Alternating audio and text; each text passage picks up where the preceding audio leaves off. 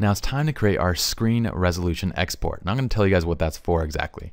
We're going to have our web size selected because that's actually the closest preset to this one. We're just going to make a few modifications starting with the this put in subfolder.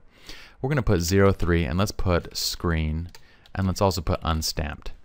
Okay, now the purpose for this screen size unstamped export is basically if you guys are using, like, let's say you're creating a slideshow, or maybe you want to take these images and put them into a layout for use on the web or for use somewhere for screen resolution. So like, let's say you want to put a nice layout together for your blog, then you have them all exported without their stamps basically. And it's going to be slightly better quality as well. So let's go to file naming. We don't need to do anything here. We're going to leave that default. We're just verifying settings, by the way. File settings, we're going to change this and we're going to bring our quality back up to 100. The reason why we're doing this is because we're creating this unstamped screen resolution folder for images that basically have 100% quality, because we're going to say create another layout with these images. We don't want stamps and we want 100% quality, because when we save out that new layout, we're going to reduce the quality of that so it works on the web as well. So if we reduce the quality here and then reduce the quality again when we finish that layout or when we finish that slideshow, then we're basically doubly reducing the quality. So we leave this at 100%, so we have nice, high quality, but small files that we can use for slideshows and stuff like that, and for layouts. All right, we're going to leave this definitely now on color space sRGB, because this is specifically designed for web use. So definitely leave that on sRGB. Same with the web size, by the way. We definitely want to keep those on sRGB. All right, now for our image sizing, we're going to change this.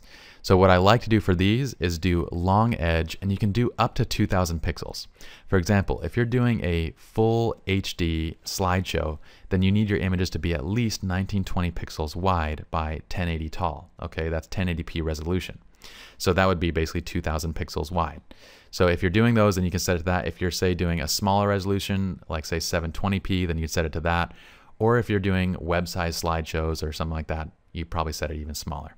We're going to set this to 2000 pixels because that is typically when we're creating slideshows, they're high resolution slideshows. And I just want to make these, you know, kind of universal and usable for pretty much anything. But we also, you know, if you set it to 1000 pixels, it'd probably fit your use as well. Just set it to a size that you guys would want to use for this unstamped screen resolution size. Resolution, once again, we leave it at 72 pixels per inch because that is screen resolution. We don't need to touch that.